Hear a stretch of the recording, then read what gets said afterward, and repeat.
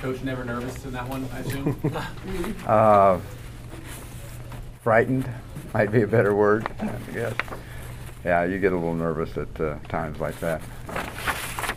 We make ourselves nervous, let me put it that way. What did you just say to your team after this? Well, I just said I appreciated the fact that they played hard and all those kind of things, and addressed the value of being able to play collectively as a team. I mean, the defense had a role in it, the offense had a role in it, special teams had a role in it. We can be a decent football team when we play well on all three sides of the ball, and that was probably the biggest emphasis. Coach, Skyler throws for 204 yards, and Byron has 166 yards receiving and a kick return for a touchdown. Obviously, it's tough to pick which one of those might have been a better game, so can you maybe just elaborate a little bit on what you thought of those two performances? Well, I thought, Skyler did awfully well. Obviously, we only threw, I think, 10, 11 passes, something like that.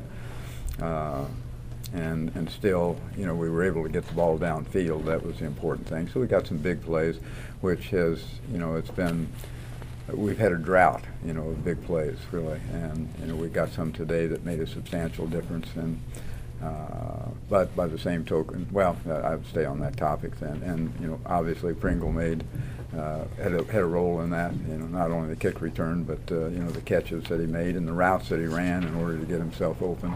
I think that was significant, and caught the ball. He's had a little trouble, throughout the season, and I don't think he put one on the ground. And when you get all those deep ones down there and you're running 100 miles an hour and the ball's floating around up in the air, those aren't as easy a catch as it looks like. And so I was pleased with him in regards to that. And as I said, Skyler managed the game well and threw the ball extremely well. Ran a little bit when he had to, but did a nice job, both of them. So you think back on things, what went so right early and what didn't go so right late? Well, I think the things that went right early were pretty obvious, and the things that went wrong were the things that we did in the first half we didn't do in the second half. So, I thought we ran the ball well in the first half. We were balanced on offense, ran it well, threw the deep ball well. And I won't say just the first half. I mean, third quarter they played reasonably well. Also, I think defensively the thing I think that we did well is keep them out of the end zone. I think was significant in the first half. And we gave up, big plays, and that didn't stop. They got some big plays in the second half as well. But at the end of the day, they made the stop that won the ball game.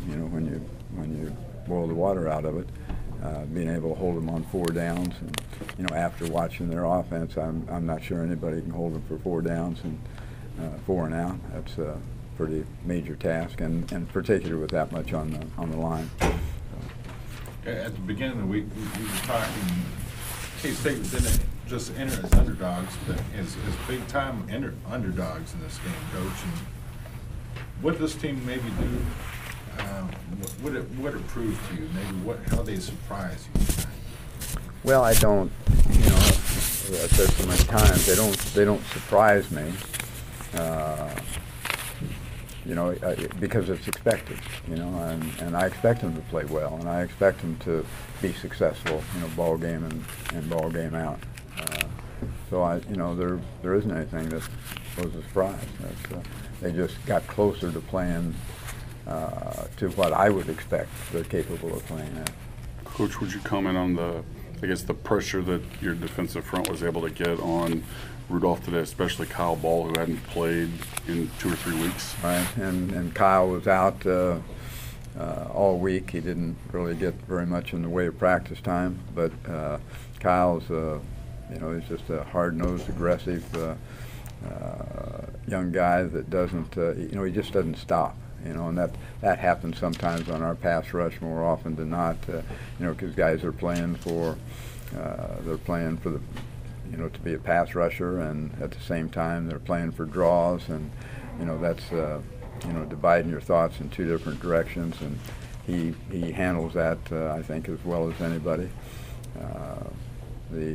And I think we did have good pressure on him, but we also gave him a lot of time sometimes. It wasn't consistent throughout, and then we got just before the end of the half there, he got into some of that scrambling stuff where we covered well and we didn't get pressure to him, and he had all kinds of time back there, bounced around. We were fortunate we didn't get stung by it, but we still have to do a better job in that respect. Being able to, when you capture the quarterback, you got to capture him. You got to get him on the ground, and we missed some tackles again, but not like it was last week. We're far better than that.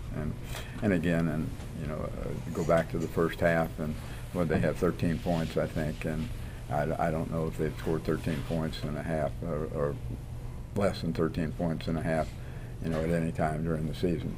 I don't know that, but all I'm saying is it was a pretty good task by our defense. Is it fair to say that Skyler's poise is uncommon for a freshman? He leads a 2-touchdown comeback at Texas Tech and then helps win this game against a really good team on the road today. Well, it's hard to say that. You'd like to think that all young guys, when they get at this level, have some poise. It's not surprising, I would say that, but I'm awful proud of him because of it, and it is more unique than common, I guess would be an appropriate way to look at it. But he just handles himself so very, very well, and I think he got the 2 ball games where he played a half plus in, and then the start last week, and I think he won't admit to it. I thought he was a little, being a starter for the first time, I thought that would, get to him a little bit, but he swears up and down it didn't, so I trust him for his word. You had said you wanted your guys to kind of take the fact that they were 19, 20-point underdogs personally, and it seems like maybe they did. Well, I didn't necessarily tell them that. I mean, we talked about the underdog role, but as I've said, so many times, once again, I'm trying to be, realistic with them, and we dug that hole, and I can understand why that number was out there. I knew it's it's not an accurate number. We've always known that, but by the same token, you have to prove it. You have to go out and prove it every day, and we proved it tonight, and and that a few times during the course of the season, but we just haven't been consistent about it, and that's so here we are, a 6-win team, but still, our players were committed to the preparation and working through a lot of hard times. It's difficult for a lot of guys with having their expectations a little higher than this, and it hasn't all played out the way they wanted it to. But the important thing wasn't anything afterwards that we can do about that, and it's just a matter of, once again, taking it a game at a time and making this one the most important of the season. And I think they did. I think they entered the ball game, with that feeling. I haven't asked him. I don't know, but I think that was probably the case. Now it's time to put this one to rest and get on with the next one. Coach, a 60-yard pass from Skyler to Byron, I believe that was on a wheel route. No. No? Fly? Just post route. Okay. Was that about as good of a ball as you'd seen a quarterback throw this season? Well, it was right on the money. So I would say it is the equivalent of several that I've seen, but he threw an awfully nice ball. He truly did, and it allowed Byron to catch it in stride, which is important. He didn't have to break down and come back for the ball or lunge for it or dive for it or anything. It was right on the money. How impressive was your pass defense today without DJ, and what can you tell us about why he didn't play? It was, I thought they, what did we give up, 430 yards or something like that, so, that part's not good, but you know, the play was probably better than what the statistics indicated.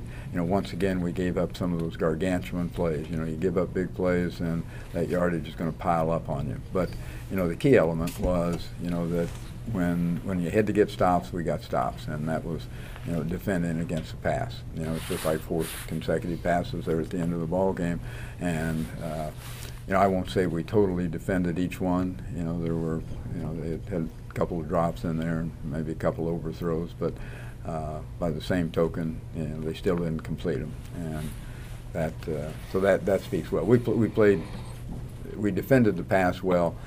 Not consistently through the game, but you know, at times during the course of the ball game, more times than not, for sure. Coach Schuyler finished the ball game, but your level of concern of the health at that position going into Iowa State?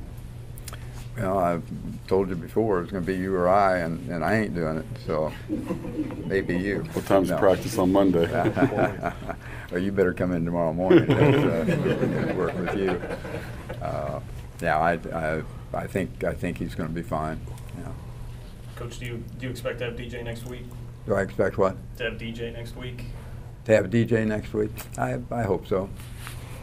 Got time for one more? Coach, you're big on no distractions, and you got a big one on Thursday with the report from Brett McMurphy. How did you handle it, and what are your thoughts on that report about the succession plan to bring in Jim Leavitt? I don't know who'd you say his name was? Brett McMurphy. I don't know who Brett McMurphy is. Any other questions? Did you see the report or hear about it? I've heard that there was an article out there. I don't know who wrote it or what it said. I wanted to ask about what you said earlier this week about, you know, saying this team is still trying to find itself. Do you think it found itself tonight in this win? Well, I think they have a little better understanding of who they are and what they're capable of doing, and you know, I mean, it's kind of been like that, and you know, I think our expectations were, you know, extremely high at the beginning, but you know, how we approach those expectations, I want them to have high expectations, but you know, they were, you know, we were trying to get ready here, and they were thinking about here, and that didn't work very well. I think, you know, hopefully this evening, I don't really think it changed considerably, you know, how they feel about themselves. I think they understand that, you know, that they have been capable throughout the course of the season, and this, you know, this ball game, I think, doesn't really alter that. I'm sure it boosts them a little bit, but in that respect. But I think collectively, you know, when they sit down and run it across their minds, think about it seriously, you know, they know, hey, you know, yes, we did, and we should have. You know, we should have been successful today, maybe even more so. Okay, guys, appreciate it. Thank you, Coach. Thank you all. Thank you, Coach.